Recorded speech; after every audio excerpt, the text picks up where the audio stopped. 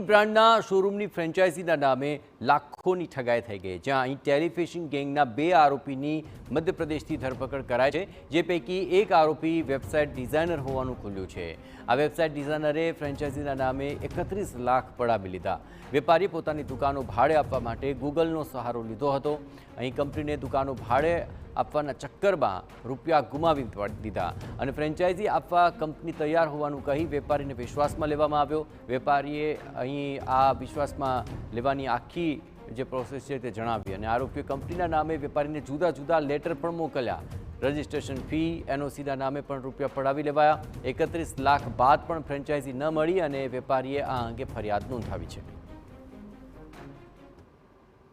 Zudio help @trent franchisee-tata.com mail ID પર એમણે સંપર્ક સાધ્યો અને એ મારફતે ટાટાની ઝુડિયોનો સ્ટોર છે એની ફ્રેન્ચાઇઝી લેવા માટે તેમને જે સામેવાળા વ્યક્તિ છે તેમણે અલગ અલગ એકાઉન્ટોમાં પૈસા ટ્રાન્સફર કરાવ્યા। તો લગભગ 31,99,000 રૂપિયા જેટલા મોટી રકમ ફરિયાદી દ્વારા ટ્રાન્સફર કરવામાં આવી। ત્યારબાદ તેમને જણાવ્યું કે તેમની સાથે ફ્રોડ થયું છે। મધ્યપ્રદેશ ખાતેથી 2 આરોપીઓની ધરપકડ કરવામાં આવી છે।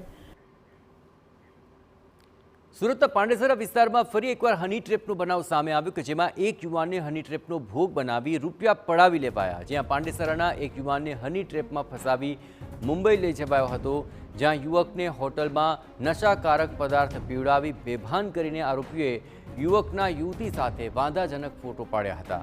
ત્યારબાદ આરોપીઓએ યુવકને દુષ્કર્મના કેસમાં ફસાવવાની ધમકી આપી હતી।